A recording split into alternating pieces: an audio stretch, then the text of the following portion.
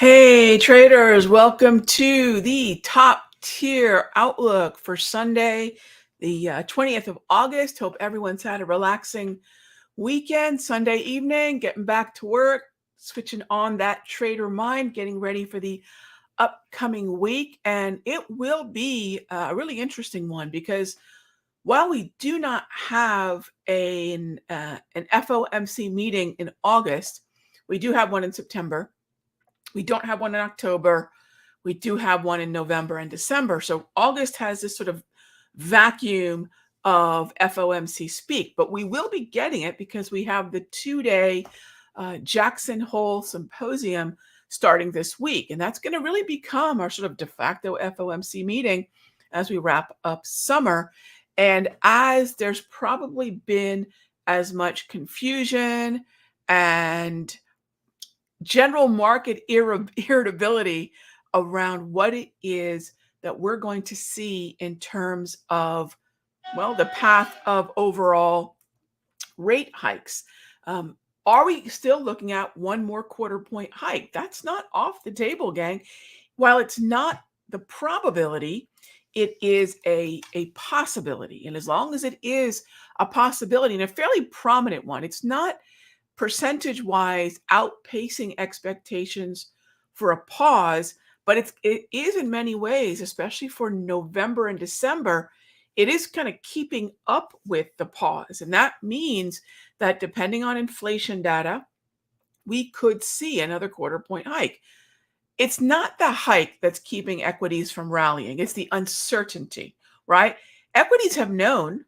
Take a look at this rally on the S&P. I'm showing you all of 2023 as we know it thus far. It's been generally a very bullish year. I mean, it's hard to call that bearish. Yeah, right now we're pulling back. We're pulling back to a level that we haven't seen since April, May, which is that maybe towards, not even to it yet, but towards that 200 exponential moving average. That's the 200 propulsion, the white dots that I have on my chart. So we haven't seen this kind of pullback in a minute. It's been a while. However, there's no way if I were to look at the first trading day of January to where we are as of August 21 as being bearish. Okay, so let's keep that in mind. What have we known and received throughout most of this year? Rate hikes. So please remember this idea, and it's easy to say things. This is why, gang, please avoid analysis. Focus on trade setups. Focus on trade ideas. Folks love to talk about things that don't necessarily have data as if talking about it makes it so, right? So be careful because that's financial media. That's financial entertainment. Remember that we have seen rate hikes all year and we've done pretty well despite that. So it's not the rate hikes that's freaking the market out. It's not even potentially incrementally higher inflation. We've seen that throughout the year too. It's what is the Federal Reserve going to do, right? Those are the things that, again, uncertainty is enough to keep people on the sidelines. And closing a position is a sell. And sometimes selling begets more selling. And that's kind of where we are right now. So I have a hard time. Look, I've been mentioning a couple of times in free videos at the Simple Trading YouTube channel, don't panic, right? There's no sense to panic. There's no sense to elicit fear because that's not where opportunity is. We're not going to talk about weekly and monthly charts and say, hey, this is what could happen when, right? We're traders. So let's talk about time frame and time horizon. That's the difference between throwing ideas out there that have no money behind them. Let the folks on television do that. Versus what we do. And yeah, maybe I'm a little salty on this Sunday because I've had it up to my eyeballs with folks talking about where the markets are going to go. You know how folks know in my Sector Secrets Mastery where I think the markets are going to go? I've put a trade on. What a novel idea. So if I've got an idea, I'm either setting up a trade or I've got an open trade on. And if for those of you in the Mastery, you know this, we have been, for the most part, doing one of two things. We are focusing on the long side via long calls in relative outperforming sectors. You can see what these sectors are week in and week out with me in the room or even in the top tier outlook that I put out each Monday morning. We put that out to not only top tier outlook subscribers, but also members of the Sector Secrets Mastery. All right. The other thing that we've been doing is shortening the time frame. Because by shortening the time frame, I could be short one morning, I could be long the next morning, knowing that by at very latest 3:50 p.m., I'm closing the trade out. Because day trading is actually right now one of the most effective ways to deal with uncertainty. If I don't know what's going to happen around the corner because we don't have a clear macroeconomic nor monetary policy message or path, why not shorten the time frame? Shorten the amount of time that I need to get in and get, more importantly, out of a trade, right? So day trading is not about frantic in and out trading, not at all. In fact, if you've been day trading with me, many of you are in the Sector Secrets Mastery Trial. If you've been day trading with me, I do like to call myself the world's most boring day trader. Yes, things will happen slightly quicker, but it's not about getting in and getting out and flipping positions and things like that. It's about finding the overall direction for the morning, hopping on that ride, and usually getting out by late morning to maybe lunchtime to at latest 10 minutes before the bell.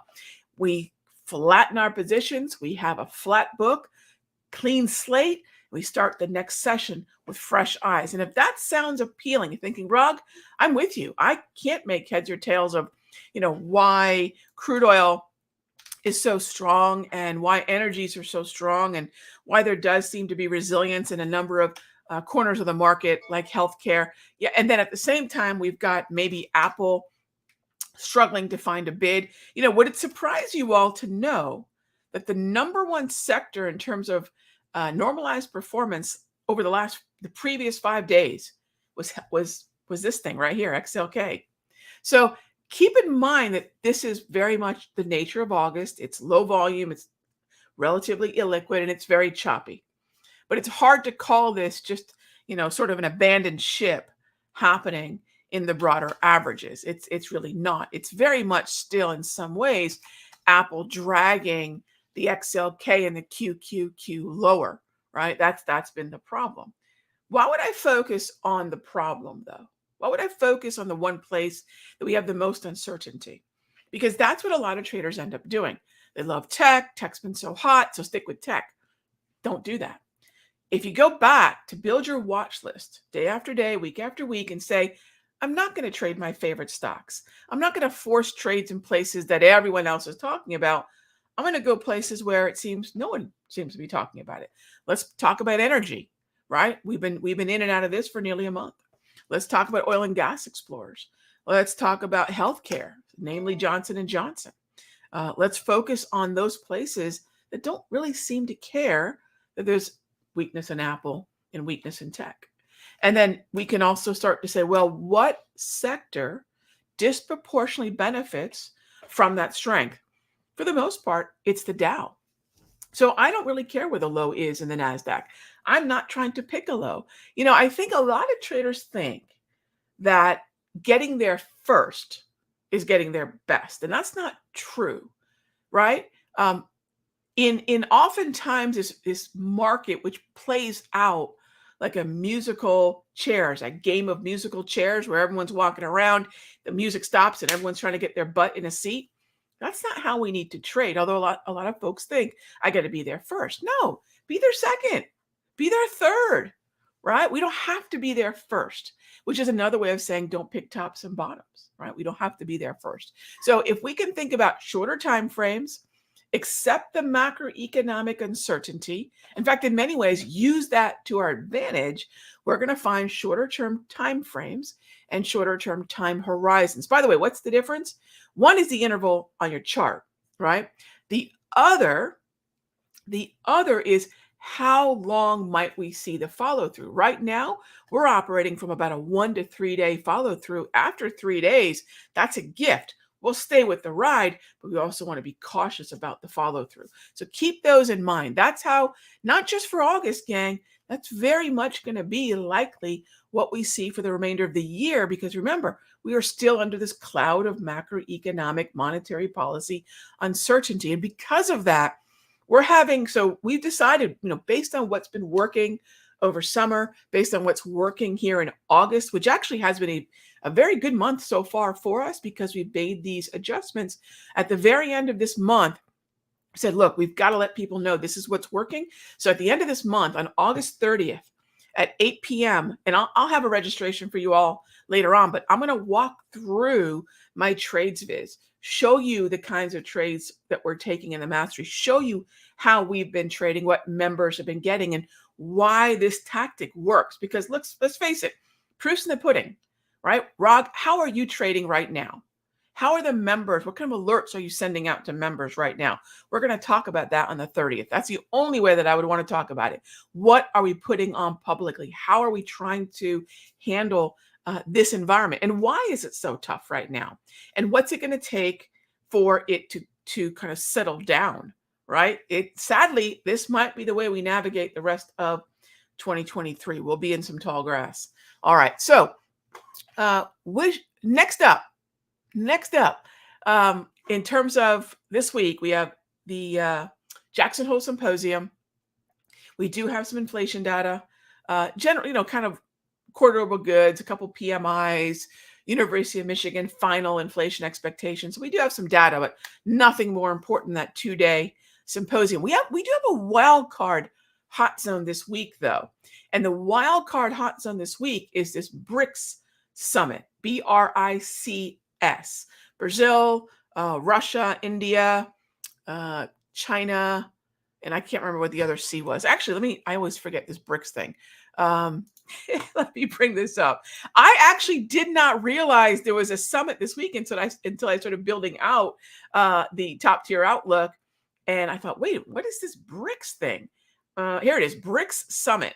I keep forgetting the S. Oh, South Africa. Okay, there you go. Brazil, Russia, India, China, South Africa. They're going to meet. And by the way, collectively, these are significant economies. So this is an odd little wild card. Starts on Tuesday, goes into Wednesday. And then once that's done, we have day one of our, what is day one of Jackson Hole? I think day one is Thursday. So Tuesday, Wednesday, BRICS Summit, Thursday, Friday, Jackson Hole, which is the sort of the de facto FOMC meeting. So that's what we're dealing with right now. And if you've kind of assimilated what I've just kind of talked about these last 13 minutes, you're going to know how and why we're finding winners in this environment. I don't mean in July, gang. July went straight up. Please, my cat could have trampled on the keyboard and probably put on a winner. Markets that move straight up, that's great. That's a gift. That's easy. That's wonderful. We get those reprieves every now and again. This is not that kind of month. And I doubt September, October, November, or December is going to be that way either. All right, so let's get to it. Howard asks, first question. All right, let me get the charts up here.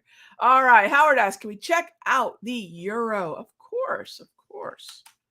So this is the 6E. This is the 6E. And look, there's a lot of discussion about the dollar, right? Look at the dollar. Please don't look at the dollar. Look at the euro instead. Let's explain why. Thank you for the question, Howard. You probably know this, so kudos. We look at the US dollar, gang. Remember, it's 6 currencies. It's a heavily heavily weighted concentration basket of currencies. 58% is the euro. You want to know where the dollar's going? Look at where the euro's going. After that, by the way, it's the yen and the pound. So if we take a look at this currency right here, still above the 200 propulsion, which is really the combination of a short exponential moving average or a fast exponential moving average in the 8 and the slow or the longer exponential moving average in the 200. When they cross and interact, these dots turn on and off. So think of it as a self-correcting exponential moving average, a smart EMA, if you will. As long as price is above the 200, we are still in bullish territory. Yes, we've pulled back a lot, but this is the bullish hemisphere, gang. And on the flip side, that means the dollar is still in the bearish. The closer we get to that 200, the closer we get to that Darvis level that you can see, our automated support and resistance level with the low at 108.76, the closer we get to that area, the more we're likely to see some buying coming in a neutral environment that is oversold. That's the sequence here, gang. Yellow multi-trend, oversold, slow stow, proximity to 2 support levels. And then now we actually have a minor low. So I would say on Monday, although in fairness, the dollar's going to move a lot based on Thursday, Friday. But for now, getting above the 109 handle actually 109.10 could be a near-term buy, Howard, with a time-based probably eject button, either break even or exit type management going into Thursday's Jackson Hole Symposium day one. So I keep an eye on that. That's a really cool place it sits at the moment. Yeah, for sure.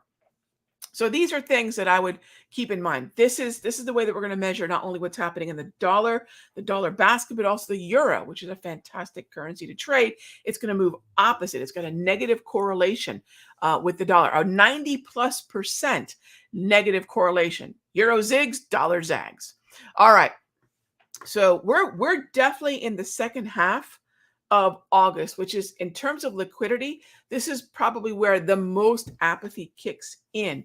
But I'll tell you what, this affords us as traders, we've got what, two more weeks left in August. I'm looking at my quarterly calendar over here on the wall. We've got about 2 more weeks roughly left of August. This is how we prepare for September, right? The next 2 weeks, we want to get a macroeconomic grip on what's going on, not speculation, but rather rate of change data of inflation, growth, and employment. The other thing that we want to do is find out, all right, well, Rog, if you're doing this day trading thing, is that something that could work for me in terms of shortening the time frame, finding opportunities in an environment that may not yield a lot of follow through, right? When you're having trouble with a trade that you've entered hitting your target because we're just not getting the follow through, fills start the game, but follow through is where we get paid, right? So if you're having trouble with that, again, shorten the time frame. I think you're going to find a lot more success. So that's what's happening on the euro. And if we're going to see some sort of inflection point off the Darvis, right? Off the Darvis and off the 200, right? That's where we want to focus on, well, even this daily price movement range in here. A lot of support in that area. Look at the timing around Thursday. So this isn't just a setup, right? This is not just a setup. This is actually using the timing of the week. All right. What else do we have here?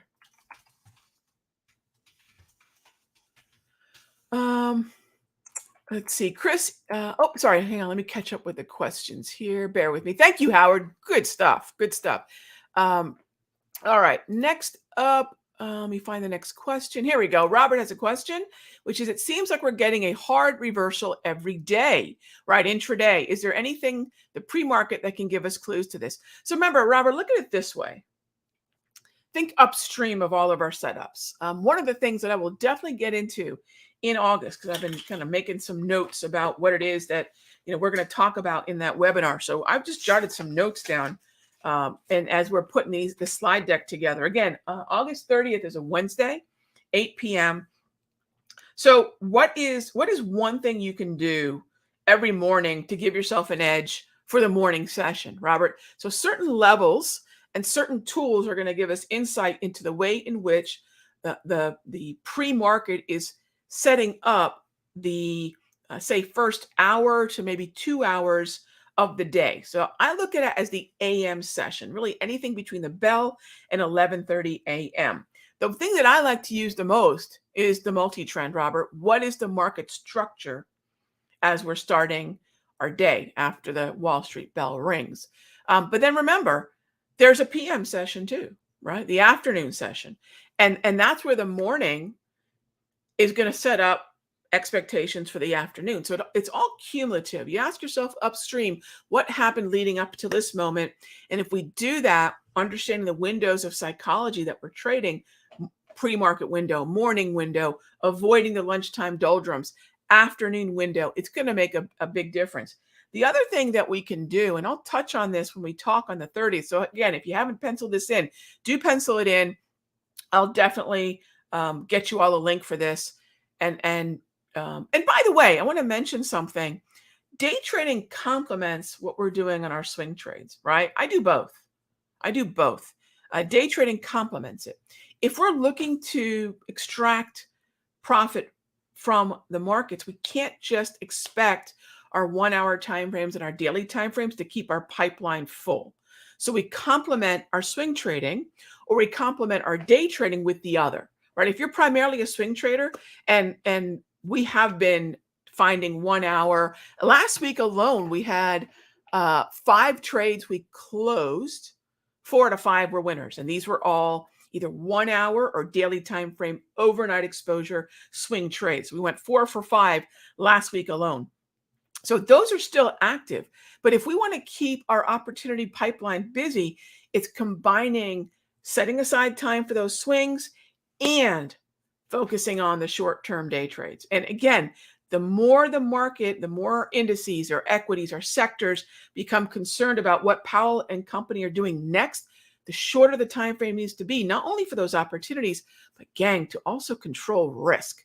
All right. So the first thing pre-market, Robert, is what's my multi-trend reading, right? And so then that just reminds me, gang, as long as we can focus on the best type of watch list building, whether that be day trading or whether that be swing trading, as long as we can focus on relative outperformers, we're going to be okay. You're not going to get me talking about panic and major moves. Look, I'm not gonna talk about fear, because there's no way to be opportunistic and confident as a trader if we're waiting for the other shoe to drop. And I don't think either of those things are happening. We, granted, are dealing with a choppy market and probably fewer markets with really great uptrends, but they're there, right? What did we do last week? XLE, XOP, and Johnson & Johnson. Oh, and XLC. Those are the 4 winners last week. The one loss was XHB. That was our loser. What did we lose on that one? 1.25% of our account, right? So again, when we lose, how can you lose well? One way of losing well is to shorten the time frame, because you can find out you're right or wrong with less risk to the account, oftentimes far faster, right? So think about what it is you're having to deal with right now. And I would tell you, probably shortening the time frame is going to be the answer, regardless of what it is. Not enough opportunity, right? Not enough opportunity, shorten the time frame. No follow through, shorten the time frame. Nervous about what the Federal Reserve or whomever is going to say or do, shorten the time frame. All right. In times like this, what should those who can't day trade do? So, Chris, let's define why you can't day trade. And look, I totally understand that a lot of folks don't want to day trade and cannot day trade. Our swings are still really doing well, right? Like I said, we had 4 out of 5 winners last week. So we're still keeping busy enough with the relative outperformers. But I'm not sure week to week if we're going to have that much activity. However, let's talk about, and I don't know what your can'ts are, right? Some of us really can't day trade due to work or whatever else. But think about the day trading window. So let's talk about what the solutions may be. Think about the day trading windows that we have. There are really 3 windows. There's a pre-market window, which is not my favorite, but it's viable. It's about 7 a.m. to 9 a.m. Eastern. My favorite window is 9:30 to 10:35 Eastern. And when I say that hour, again, we're setting up the bulk of our trades in that window. You don't have to be around all day. In fact, I think day trading all day is actually counterproductive. Having finite and relatively short windows for day trading works really well. And the other window is 1:35 to 3:05. So if you can engage in one of those windows, you can add day trading to your approach. The other thing that people tell me they can't is pattern day trading. The way that I day trade options on the ETFs and stocks does not have a pattern day trading rule at all. So if one of the can'ts is time, we talked about the different time availabilities. If the other can't is pattern day trading, that's not an issue for us. I don't want us in complicated trades that need all sorts of leverage and multi-leg. So I trade out of a cash account. That's the easiest way around the pattern day trading rule, as many of you probably already know. So again, I do accept. Yeah, Chris, if it's something that you absolutely cannot do, ask yourself, then maybe, can I do that a couple days a week, right? Can I focus on, and I would say if you can focus on 2 or 3 days, Monday through Thursday, so even 1 or 2 days, Monday through Thursday, that'll at least add something to your current approach. All right. Next question. Gypsy asks, my trading comments remind me of fishing with the game warden joke. Oh, I don't know that one. The warden sees me open the tackle box and pull out some dynamite. He says, it's illegal to fish with dynamite, right? Oh my gosh. Do I light a stick and hand it to him? You're going to fish or talk? Yeah, Gypsy, I love it. So, yeah, I don't want to talk about the markets all day long. I want to talk about what I'm doing, what's working, and what time frames are working on. So, I hope that's not, you know, I hope that's not ever something that you all get sucked up into, which is the cocktail talk, right? Oh, the markets are going to tank from here, or the markets are going to rally from here. Targets are not trades. The path to the target is the trade. And that's far more difficult, right? That's far more difficult. Trading it is not a monthly chart or a weekly chart thing either, right? That's not trading. And especially right now, it's not trading. So I hope that by talking about time frames and relative outperformers, yeah, Gypsy, that's I've never heard that one. I never heard that one, but that sounds awesome. Exactly. Gonna fish, you're gonna talk. We're gonna fish, right? We're gonna fish. Absolutely. So I hope that this gets you all ready. And even more than fishing, it's funny you mentioned fishing, Gypsy, because in the mastery, one of the things I talk about quite a bit is, what is the room like? The room is when my husband and I have gotten a guide, a fishing guide. So the fishing guide's going to take us in their boat. They're gonna put us on the where the fish are biting. They're gonna give us insight into where to cast and what's actually enticing a bite, what bait or lures, whatever it may be, artificials or whatever. And then we're gonna cast and we got to hook the fish. We got to bring it to the boat. However, as much as that's my job, cast, hook, reel back in, my probability of success is higher because the guide is putting us in a really good place for success. And that's what I hope our conversations here and in Charts and Coffee and of course the room accomplish. So I appreciate that. All right, gang. I will see you all tomorrow for Charts and Coffee, 9 a.m. Eastern, right back here at the Simpler Trading YouTube channel, my YouTube channel at Raghee Horner, and of course my Twitter. My shout out to my Twitter folks. That's also Twitter at Raghee Horner. All right, gang. Be good to each other. I'll talk with you soon.